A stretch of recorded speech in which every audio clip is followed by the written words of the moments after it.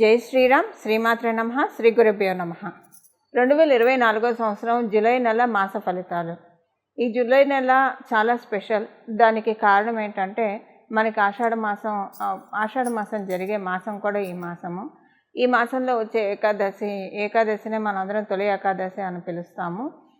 శాస్త్ర ప్రకారంగా ఈ మాసంలోనే సూర్యనారాయణమూర్తి ఆయనాన్ని మారుస్తారు. అంటే ఈనాడు ఉత్తరాయణంలో ఉన్న సూర్యనారాయణమూర్తి ఈ తొలి ఏకాదశి నుంచి దక్షిణాయన పుణ్యకాలం ప్రారంభమవుతుంది. ఈ దక్షిణాయన పుణ్యకాలం యొక్క విశిష్టత మరియు సూర్యనారాయణమూర్తి దక్షిణాయనంలో అంటే ఈ మాసంలో కర్కాటక రాశిలో ప్రవేశించడం వల్ల దక్షిణాయన పుణ్యకాలం ప్రారంభమవుతుంది. దక్షిణాయన పుణ్యకాలం అంటే దేవతలకి రాత్రి సమయము. వీటి గురించి మళ్ళీ మనం ఒక వీడియోలో సపరేట్గా తెలుసుకున్నాం. ఏ పరిహారాలు చేస్తే ఈ దక్షిణాయన పుణ్యకాలం అంటే సూర్యుడు ఒక రాశి నుంచి ఒక రాశిలోకి మారేప్పుడు డెఫినెట్గా ఒక మంచి సిగ్నిఫికెన్స్ ఉంటుంది. ఎవరైనా ఆత్మవిశ్వాసం లోపించి బాధపడుతూ ఉన్నా, ఆత్మబలం ఆత్మస్థైర్యం లోపించి బాధపడుతూ ఉన్నా, సూర్యనారాయణమూర్తి ఒక రాశి నుంచి ఇంకో రాశికి మారేప్పుడు వాటిని మనం పట్టుకొని వాటికి తగ్గ పరిహారాలు చేసుకోవడం వల్ల వీటన్నిటి నుంచి కమ్ ఓవర్ అవ్వడానికి డెఫినెట్గా ఛాన్సెస్ ఉంటాయి. అయితే ఇప్పుడు ఇంకా స్పెషల్, ఎందుకంటే దక్షిణాయన పుణ్యకాలం కూడా ప్రారంభమవుతుంది కాబట్టి.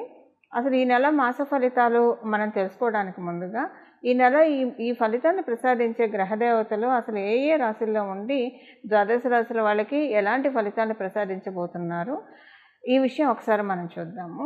అన్ని రాశుల్లోకి ప్రథమ రాశి అయిన మేషరాశిలో మేషరాశ్యాధిపతి అయిన మంగళ సంచారం జరుగుతూ ఉంది. ఆయన ఈ నెల 12వ తారీఖు వరకు కూడా మంగళ్ అక్కడే ఉంటారు, మేషరాశిలోనే ఉంటారు. 13వ తారీఖు నుంచి మేషరాశి నుంచి వృషభ రాశిలోకి మూవ్ అవుతారు. అక్కడ గురు భగవానుడు సంచారం జరుగుతుంది వృషభ రాశిలో. మిథున రాశిలో రవి బుధ శుక్రుల సంచారము.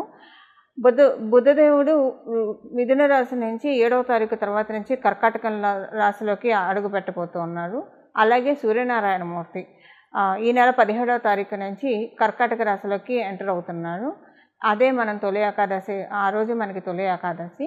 అలాగే శుక్రాచార్యుల వారు 20వ తారీఖు తర్వాత నుంచి మిథున రాశి నుంచి కర్కాటకంలోకి ఎంటర్ అవుతూ ఉన్నారు.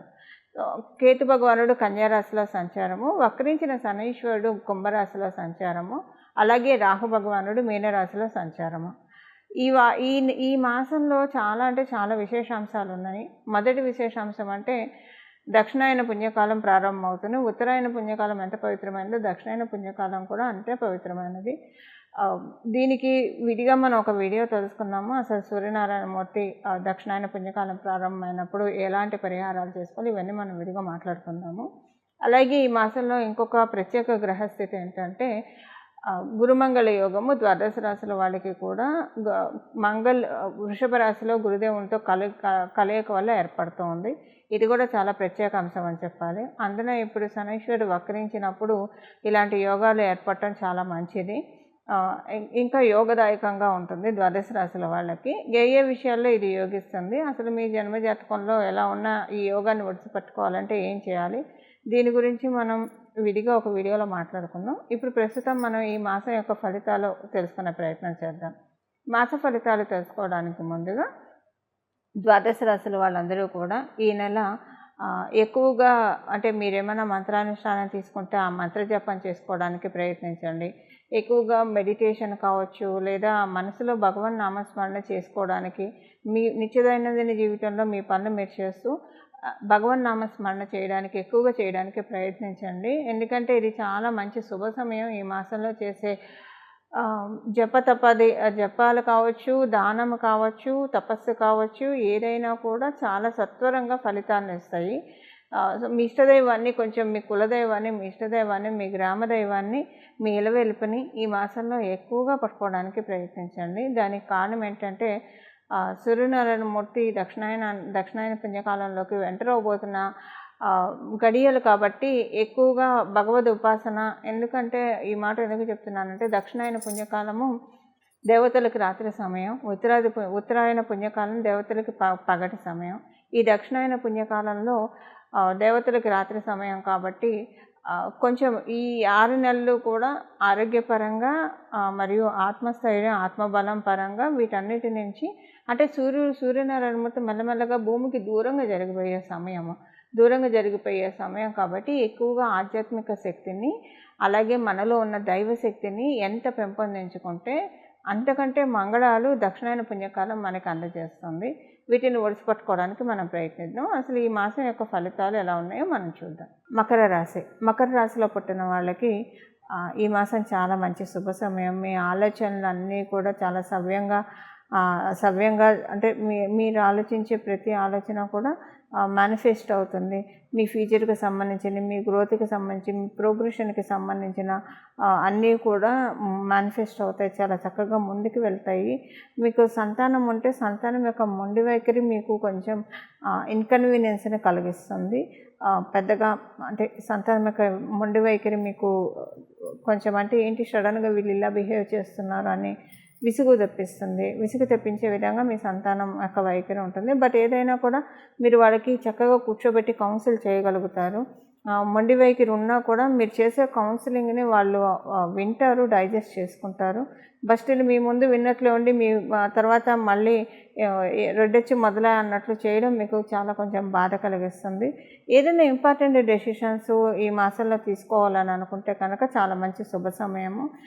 అది మీకు గృహానికి సంబంధించింది కావచ్చు, ప్రాపర్టీకి సంబంధించింది కావచ్చు, దేనికి సంబంధించిందైనా సరే ఇంపార్టెంట్ డెసిషన్స్ తీసుకోవడానికి ఈ మాసం చాలా అంటే చాలా చక్కగా అనుకూలంగా మీకు ఉన్నది. మీకు సప్తమ స్థానంలో ఈ మాసంలో 2 గ్రహాలు శుభగ్రహాలు సంచారం చేయబోతుంది.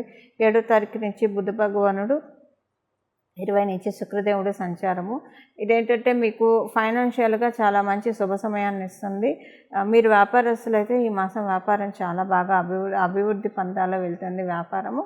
మీరు ఉద్యోగస్తులైనా సరే ఈ మాసంలో ఉద్యోగానికి సంబంధించి మంచి అనుకూలతలు మీరు చూస్తారు.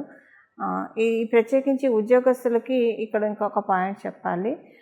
ఉద్యోగస్తులకైతే అసలు ఎలాంటి టెన్షన్ లేకుండా బాగుంటుంది ఈ మాసము. అంటే ఉద్యోగంలో గ్రోతే కావచ్చు, లేదా మీకు వర్క్ సాటిస్ఫాక్షనే కావచ్చు, అంతా చాలా బాగా ఉంటుంది. వ్యాపారస్తులకి వ్యాపారం బాగా ఉంటుంది.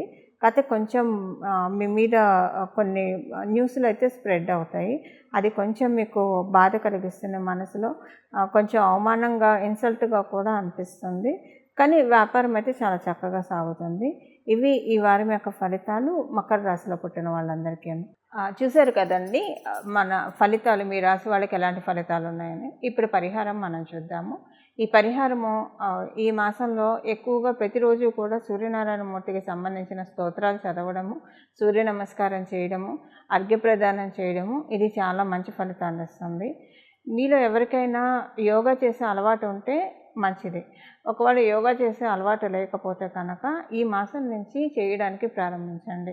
పతంజలి యోగ సూత్రాస్ పట్టుకుంటారా, ఏదో ఒక రకంగా సూర్య నమస్కారాల ద్వారా యోగా ప్రక్రియ చేస్తారా, ఎలాగలా ఈ మాసం నుంచి యోగా చేయడానికి ప్రాక్టీస్ చేయండి.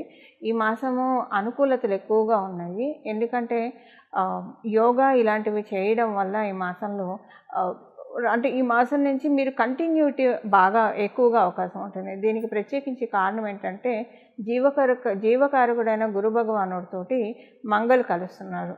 మంగళ కలవడం వల్ల ఏంటంటే ఈ జిమ్ములు, ఎక్సర్సైజెస్, యోగా ఇలాంటివన్నీ రాహువు మరియు మంగళ వీళ్ళిద్దరూ బాగా ఉంటే కనుక వాళ్ళు చాలా చక్కగా చేయిస్తారు వాళ్ళ చేత. ఈ 2 ప్లానెట్స్ కలిసి చేయిస్తారని చెప్పాలి, చేస్తారనే దానికన్నా కూడా. అలాగా ప్లానెట్ మంగళ వెళ్ళి గురు భగవానుడితో కలవడం వల్ల ఇది చాలా విశేషాంశం అవుతుంది. ఈ మాసంలో చేసే యోగా ప్రక్రియలు ఇవన్నీ కూడా మన ఆరోగ్యాన్ని చాలా చక్కగా స్టిమ్యులేట్ చేస్తుంది. మన దేహ ఆరోగ్యాన్ని, శారీరక ఆరోగ్యంతో పాటు మానసిక ఆరోగ్యం కూడా చాలా బాగా దృఢపడుతుంది, గట్టిపడుతుంది. సో దీనివల్ల ఏంటంటే మనం చక్కటి నిర్ణయాలు తీసుకొని మన లైఫ్ని చాలా చక్కగా లీడ్ చేయగలుగుతాం. అయితే ఇప్పుడు చేయగలిగిన వాళ్ళు ఓకే, చేయలేని వాళ్ళు అంటే కొంచెం ఏజ్డ్ పీపుల్ కావచ్చు, గర్భిణీ స్త్రీలు కావచ్చు, అలాగే మరి పసిపిల్లలు కావచ్చు. కొంతమందికి ఆరోగ్యం సహకరించక కూడా చేయలేని వాళ్ళు ఉంటారు. ఆరోగ్యం సహకరించి అంతా చేయగలిగే వాళ్ళు యోగా చేయడం బెస్ట్ రెమెడీ ఈ మాసంలో. ఒకవేళ వీటికి ఎక్సెప్షన్గా ఉన్నవాళ్ళు ఏం చేయాలో ఇప్పుడు మనం తెలుసుకుందాం. వీటికి ఎక్సెప్షన్గా ఉన్నవాళ్ళు ఈ మాసం మొత్తం కూడా విష్ణు సహస్రనామం వినడము లేదా చదవడము, లలిత సహస్రనామం వినడం, చదవడం చేయాలి. ప్రతిరోజు విష్ణు లలిత చదవడం, వినడం చేస్తూ ఉంటే చాలా మంచిది. ప్రతిరోజు వినడం చదవడం కుదరకపోయినా విష్ణు సహస్రనామాలు అయితే రోజు కుదరకపోతే బుధవారం శనివారం వినడానికి చదవడానికి ప్రయత్నించండి. ఏకాదశి తిథి ఈ 3 రోజుల్లో వినడం అంటే ఏకాదశి తిథి రోజు మరియు ప్రతి బుధవారం ప్రతి శనివారం వినడానికి ప్రయత్నించండి. రోజు వింటే చాలా మంచిది. కుదరని పక్షంలో లలిత సహస్రనామం రోజు వినటానికి కుదరకపోతే రోజు చదవడానికి కుదరకపోతే అష్టమి నవమి తిథుల్లో అలాగే శుక్రవారం మంగళవారం ప్రతి శుక్రవారం ఈ మాసంలో వచ్చే ప్రతి శుక్రవారం ప్రతి మంగళవారం మరియు అష్టమి నవమి తిథిలో చదవడానికి వినడానికి ప్రయత్నించండి. ఇలా చేయడం వల్ల చాలా మంచి అంటే చాలా మంచి ఫలితాలను మీరు చూస్తారు. మెయిన్ ఏమవుతుందంటే ఇది ట్రాన్స్ఫర్మేషన్ సమయం అని చెప్పాలి. ఎందుకంటే సూర్యనారాయణమూర్తి ఆయనాన్ని మారుస్తూ ఉన్నాడు కాబట్టి దక్షిణాయనానికి అడుగు పెడుతూ ఉన్నాడు కాబట్టి ఇది ఒక మంచి అట్మాస్ఫియర్లో చాలా చేంజెస్ వస్తాయి. ఈ చేంజెస్ని మనమంతా క్యాప్చర్ చేసుకోవడానికి అంటే పాజిటివ్గా మనం మార్చుకోవడానికి అండ్ పాజిటివ్ చేంజెస్ని మనం లైఫ్లోకి ఆహ్వానించడానికి ఈ పరిహారాలు చాలా చక్కగా ఉపకరిస్తాయి. మంగళం. నమో భగవతే వాసుదేవాయ.